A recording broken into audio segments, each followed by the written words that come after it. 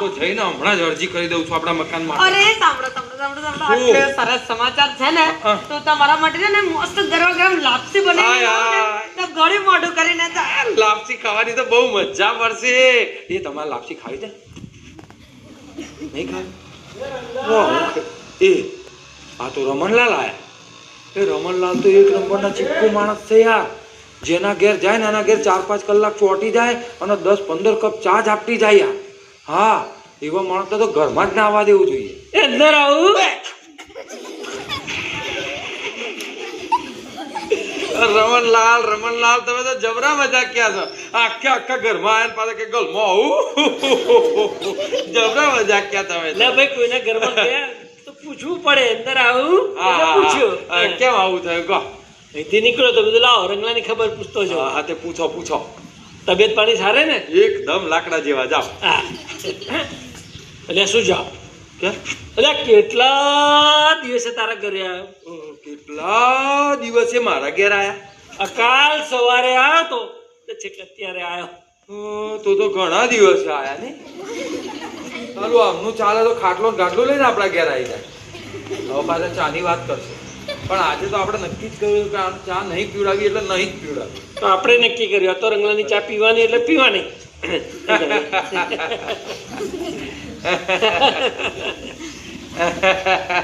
એટલે કેમ આટલું હશે છે? આ તમે આયા તો અમે ખુશ થયા. વાહ ખુશ થઈ ગયો ને? હા ખુશ થઈ ગયો તો કઈક વ્યવસ્થા કરો. શેની?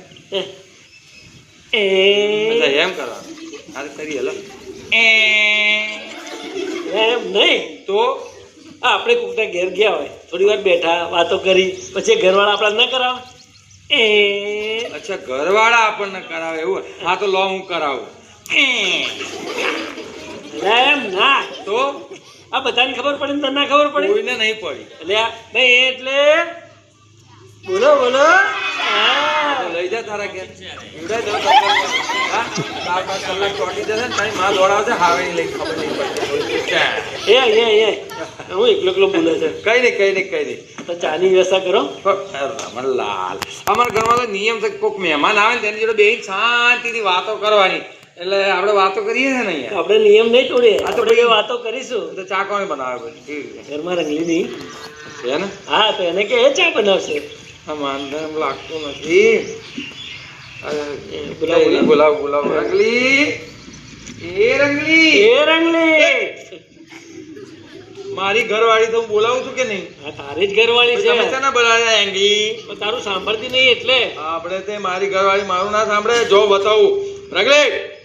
એ રંગલી શું છે? બોલો આ જ્યારે જુઓ ત્યારે રંગલી આ કઈ કામ કરવાનું તો થતું નથી. જ્યારે જુઓ ત્યારે બોલ પંચાયત જ એટલી કરવાની ને તમે જરી બોલો.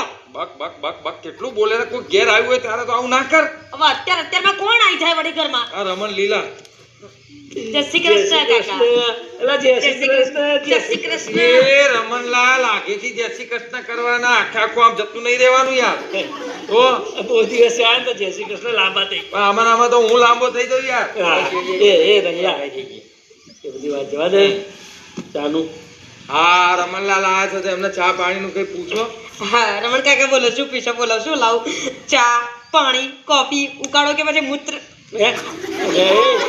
આ ગૌમૂત્ર છે ને રંગલાલ પીવા છે. મારી માટે તો છે ને સરસ મજાની ચા બનેલાય. વાહ 2 મિનિટમાં લાઈ. 2 મિનિટમાં લાગશે સરસ ચા. રમણલાલ તમે તો બહુ અઘરા છો યાર. કેમ અઘરા છીએ? અરે જવા દો. તમારા છોકરા કેટલા એમ કોને? છોકરા કેટલા? હા એટલે ગણવા પડશે. 1 2 એટલે ભૂલી ગયો 2 જ છે. 2 ગણવા પડે? ભણ્યો નથી ને એટલે. તમે તો નથી ભણ્યા તમારા છોકરાઓને નથી ભણાવતા. ભાઈ આ મોંઘવારી કેટલી એટલે મારી આવક એટલી નહીં. આ મોંઘવારી શું ભણાવે? એટલે ચલો છોકરાને તો ભણાવી દીધો. છોકરીને શું ભણાવે? એને તો લગન પછી ચૂલો જ ફૂકવાનો ને. એ રમણલાલ કયા જમાનામાં જીવો છો યાર? અરે જમાનો બદલાઈ ગયો છે. આજકાલ તો દીકરીઓ પણ દીકરાઓને જેટલું જ ભણે છે. એટલે દીકરીઓની આવી વાત નહીં કરવાની. અને મોંઘવારીનું શેનું કહો છો?